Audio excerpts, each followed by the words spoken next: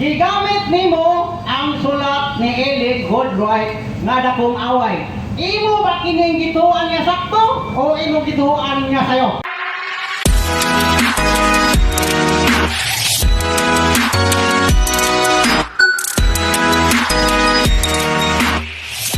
Salamat Brad Mar. Ilabi na gayud ni Brad Amancio Manggubat nga nadayon na gyud ang amo ang sabutan nga friendly discussion sa tema nga akong pamatud-an nga si Ellen Goldwright mini nga propeta sumala sa Biblia o mga referensya.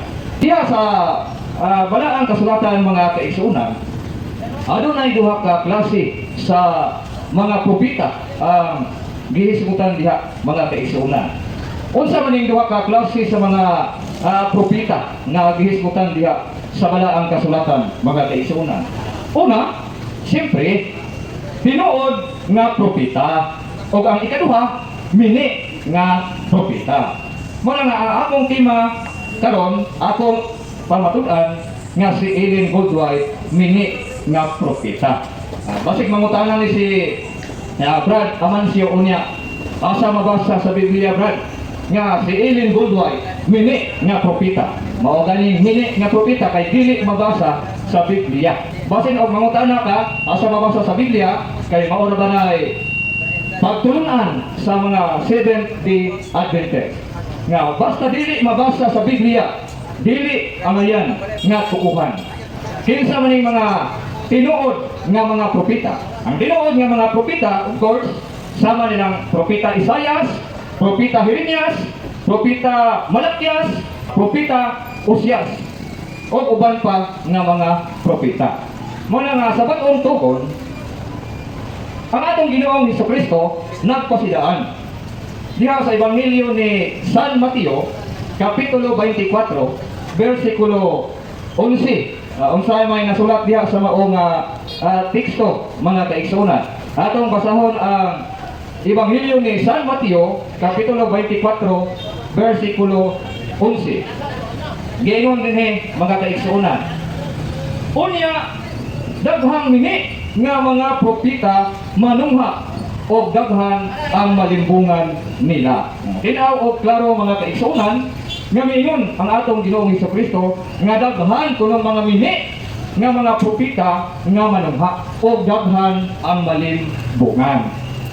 Diha sa versikulo 24 atong kiwason pag basa dinhi mga binati kong mga kaigsuonan. Giingon dinhi sa mga teksto, kay manungha ang mga mini nga mga Mesiyas o mga mini nga propeta.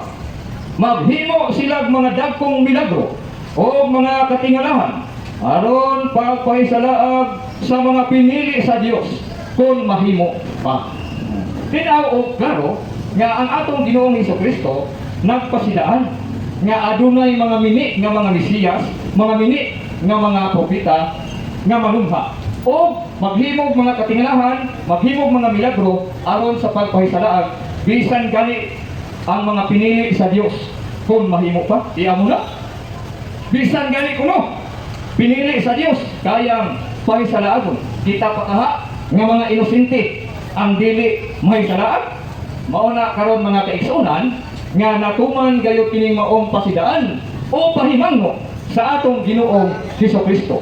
Kay kung wala ni matuman, mahulog nga si Ginoong Hesus mo'y bakaton. Kay mingon man siya nga daghang manungha nga mga mini nga mga propeta. Amo na nga natuman gayud kini mga kaigsuonan. Og dinhi nabilong si Ellen Goldwright nga usa siya sa gisulti ni Ginoong Hesus nga daghang mga mini nga mga propeta ang manungha. Dili ako mo nag-ingon ana ha? Igo ra ko nagbasa og Biblia nga daghang mini nga mga propeta. Og lakip na niini si Ellen Goldwright. Sumala sa amo ang gikasabutan ang among gamiton sa pagpamatuod Biblia og mga referensya.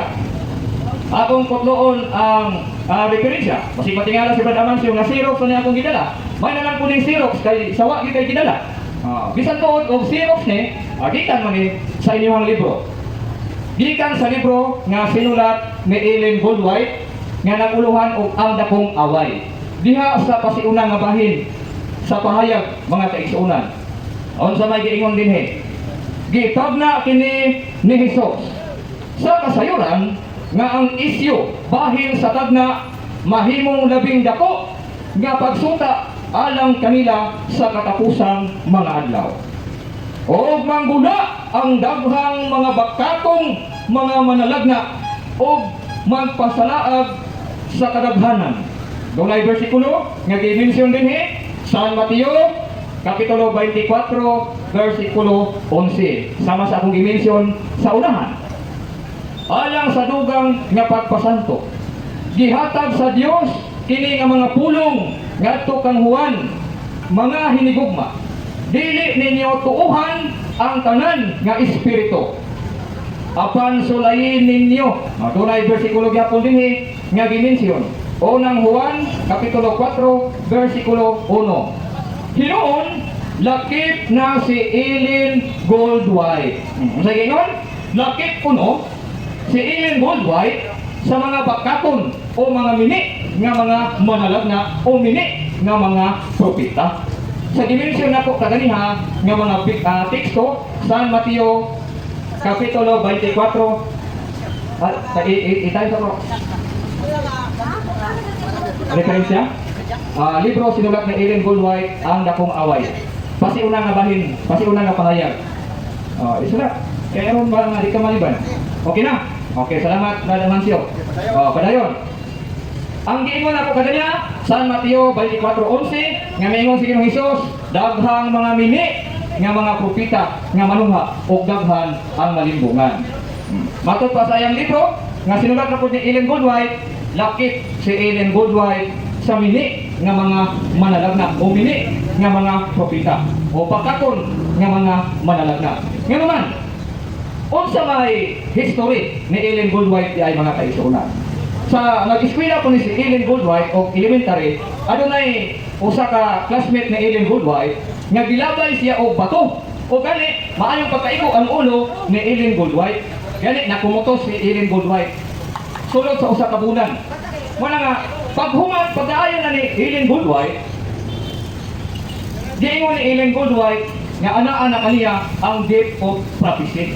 Mao na hinungdan nga si Ellen Goldwhite nahimong propeta sa mga Seventh-day Adventist. With due respect sa itong mga kaigsuonan nga mga Seventh-day Adventist. Mao nga sama sa giingon ni Ellen Goldwhite nga the gift of prophecy was active in the ministry of Ellen Goldwhite. Ano saan nagsugod ang gift of prophecy ni Ellen Goldwhite? Sa dihang siya naulian sa iyang pagkakuyapan gikan sa paglabay o pato.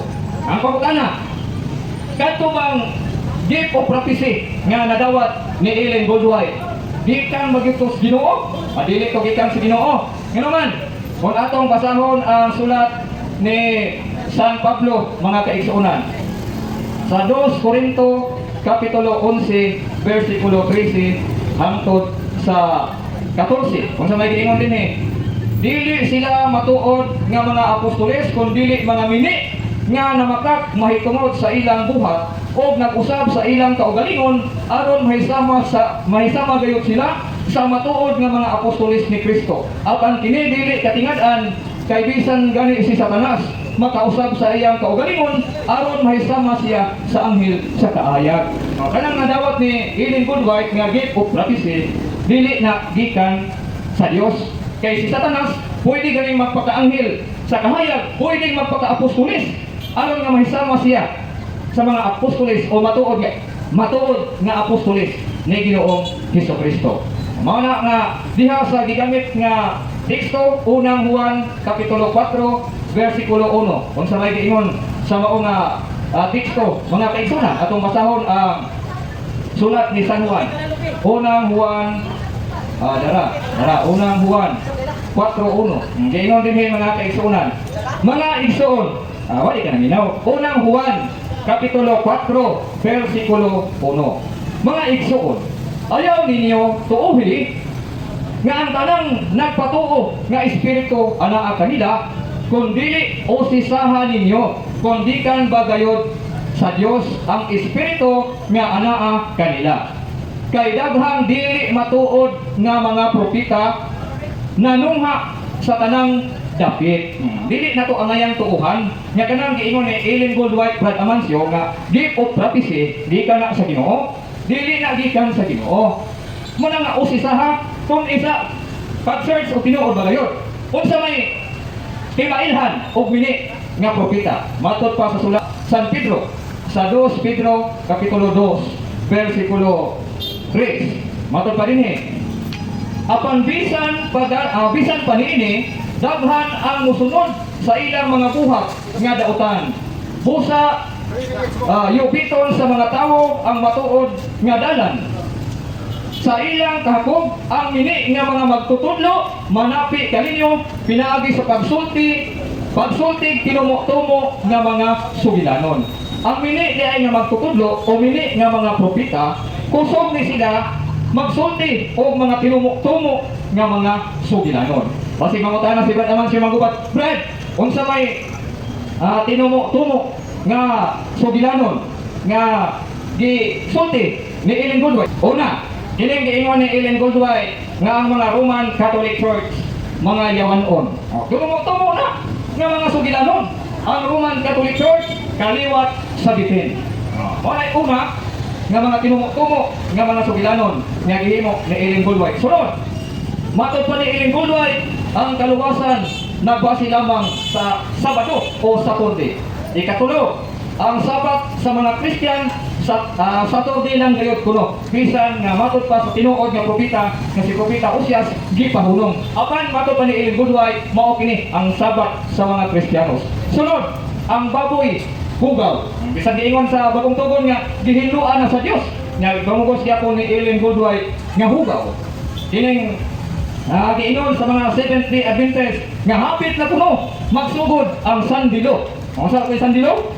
Ang dili kuno musimba og Domingo, pat yun. Wa kini mahitabo. Mao na nga napalpak kining propesiya ni Ellen Goldwhite. Mao na nga si Ellen Goldwhite mini nga propeta. Dili ako gayon ha. Pasidaana ni Ginoong Hesus.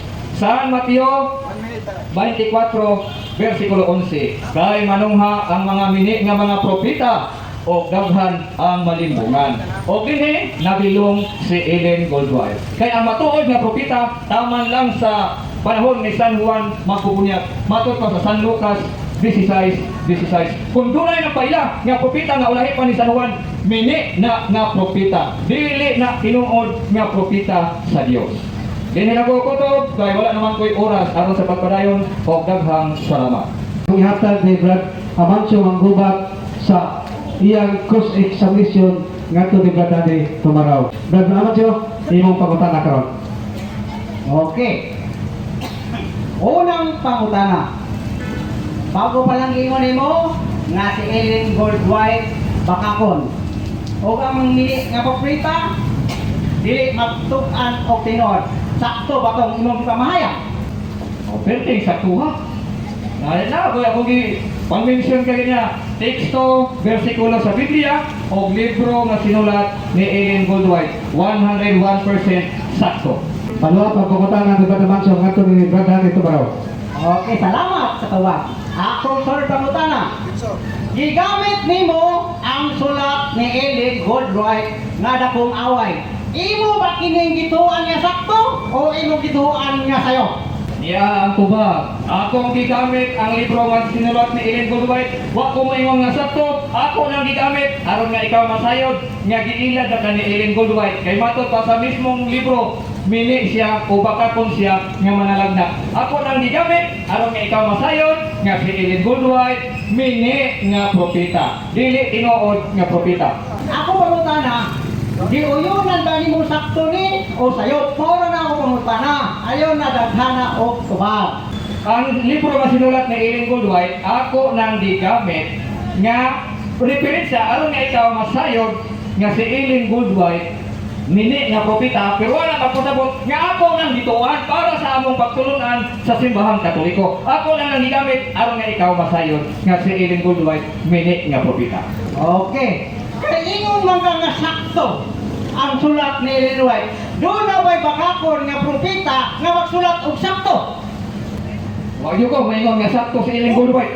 Ngayon gani ko mamili ng propeta, sakto ni ron. Ingon ko nga ang akong gigamit nga sakto ang nasulat sa Biblia nga San Mateo 24 versikulo 11 nga giniskutan ko dinhi sa imong libro nga sinulat ni Ellen Goldwhite nga lakip si Ellen Goldwhite sa mga minit nga propeta. Ang nasulat sa Biblia mao sakto nga si Ellen Goldwhite minit nga propeta ug mo lang gigamit nako ang libro ni Ellen Goldwhite. Okay. Karang dakong away nga imong gigamit papamatuod. Kang Ellen White man nga huna-huna. Sakto ba ang huna-huna ni Ellen White na sulat ana? Dili. Dili gyud sakto ang una-una ni Ellen Goldwhite. Mingon gani ko ganiha nga si Ellen Goldwhite gilabay og bato sa iyang classmate na kumotos mo to nga pagka ulian niya pagkamata na niya naa kuno niya ang gift of prophecy. Mawita nga ako nang gigamit lagi ang iyong libro aron nga masayod ka nga si Ellen Goldwhite mini nga propeta. Wa ko motuo nga si Ellen Goldwhite tinuod nga propeta. Akong malikon si Ellen Goldwhite mini nga propeta. Okay. Tanan bang sulat ni Ellen Goldwhite nga inyong gipanggamit iyo ba kining gituan nga sayop kay wa man ka motuo? Kanang gisulat ni Ellen Goldwhite nga dunay teksto sa Biblia, sakto ng teksto sa Biblia. Ang dili sakto kanang iyang kaugalingon nga pulong. Sama nang iyang giingon nga ang Roman Catholic Church yawanon, ang Roman Catholic Church kaliwat sa bitin, ang kaluwasan nagbase lamang sa ikapitong adlaw sa semana kung Sabado. Kana mo'y sayop. Okay. Sunod pangutana. Ang iglesia nga gitukod ni Ginoong Kristo dunay mga gasa. Sama mabasa sa Episo 11. Ang gasa mao ang uban gihimo niya mga apostoles, ang uban mga propeta, ang uban mga tigsangyaw sa mga balita.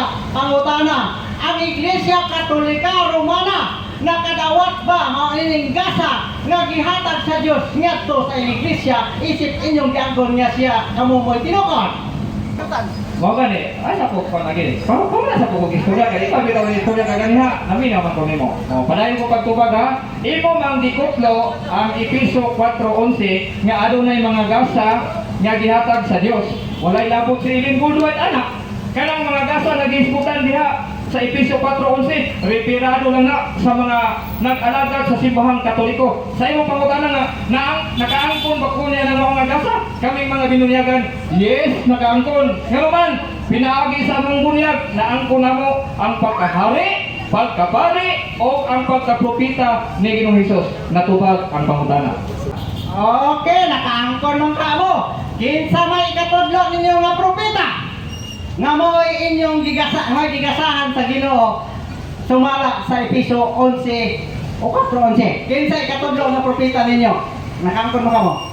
Maminaw na sa mga sa rules ba nga maminaw sa dito pagkaganiya. Matod pa sa imong pangutana kinsa nga propeta ang kauban namo?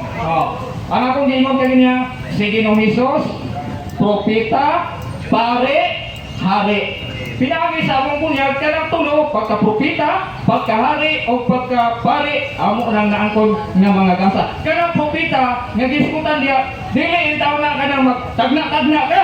Kay kanang tagna-tagna dili na iya sa Ginoo. Kinsa may gahatag sa gasa? Si Ginoong Kristo o kamo? Kamo ang kumamo nga si Kristo, kauban ninyo siya ang inyong propeta.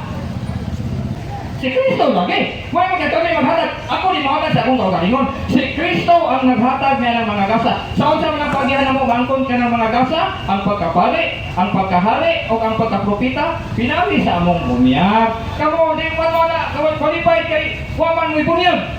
Na mo'y bunyag pero membership mo na inyong bunyag. Okay, nakaangkon man ka kagasa. Uyunan dalis mong kagulingon nga ikaw karon propeta kay nakadawat man ka sa mong gasa. Uyo na lagi ako nga nakaambit ko sa pagkapropeta, pagkahari o pagkapari ni Ginoong Hesus sa akong bunyag. Dili na pagkapropeta nga malagna ko nga ang daog sa MP Finals ang Indiana Pacers. Wala dili mo ana ang pagkapropeta nga magtagna-tagna. Muna ko bangutana. Gigamit yung Mateo 24:11 na may babasa diya nga si Ellen Goldwhite mini nga propeta. Mateo 24:11 na may babasa imo man gigamit nga si Ellen Goldwhite mini nga propeta. Ini ang tubag. Sa San Mateo, Kapitulo 24, versikulo 11, wala masulat ang ngalan ni Ellen Goldwhite. Pamina, ay sa lagi, katawa lagi. Nganong wala masulat ang ngalan ni Ellen Goldwhite? Wa pagi anak si Ellen Goldwhite, nasulat ng San Mateo. Unsaon man pagkasulat ang ngalan ni Ellen Goldwhite? Nga nasulat, nahuman naman ang libro. Sige, ato sa paminawan ang iyang objection kay basin di ay. So, sa'yo, objection, Brother Macho. Ang kuan niya, ang rules, kategoral nga mangutan na kategorikal. Hindi na kamukha ko. Akong ipangutan na, gamit kag Mateo 24:11, nasulat ba diha ang ngalan ni Ellen White nga mini nga propeta? Paminaw lagi sa akong tubag lagi. Mayroon gani ko nga, ngalan ni Ellen Goldwhite, wala nasulat diha sa San Mateo 24:11. Nganong wala masulat? Nahuman na, na-compile na kini ba, Biblia, nahuman na ano sa atin na compile 405 AD. Umaw na hinungdan, nganong wala masulat ang ngalan ni Ellen Goldwhite. Pero doon ay pahimangno si Ginoong Hesus. San Mateo 24:11, kay manungha ang mga mini nga mga propeta o daghan ang malimbungan nila. Lakip na nila si Ellen Goldwhite. Busa, wala man masulat ang ngalan ni Ellen White, gamit nimo ang bersikulo. Umoy mang uyunan niya nagtumo-tumo kasi mong pamahayag, kay wala man masulat niya. Dili di ko mauyo nga nagtumo-tumo ko, kay wagi ko nagtumo-tumo, gitubag lang siya. Nganong wala masulat ang ngalan ni Ellen Goldwhite sa San Mateo 24:11 tungod kay ang Biblia na compile, nahuman pag-compile tuig 405 AD. Nagitukod ni Ellen Goldwhite ang Seventh-day Adventist 1863. Usaon napakasulat ang ngalan ni Ellen Goldwhite. Pero natuman kining pasidaan ni Ginoong Hesus nga manungha ang mga mini nga mga propeta og lakip si Ellen Goldwhite. Bueno, naunang yun ang cross-examine ni Brad Abanso ngadto sa affirmative side ni Brad niya. Sa di pa bukuan, binasa gamay ang Brad Abanso. Bato ang mamang ang cross-examination 10 minutes, no? Ang ilang cross-examination. So, ako sa i-set out sa nako ang sana nga nagsunod sa itong Facebook diha. Hindi para ito mabasa. Kaya nakapit na sa kuhan, isip kita nag-moderator. So, kadiyot lang ha. Kadiyot lang ang aging kuhan. So, mana to ang cross-examination ni Brad Amanso gikan sa negative side, ngadto sa affirmative side. Kamunay magtimbang-timbang kung naabagyod ang kamaturan. Kaya magtunga bagyod ang kamaturan ani. O kinsay nagtunggal sa kamaturan, o kinsay nagdinay sa kamaturan. So, musunod karon ang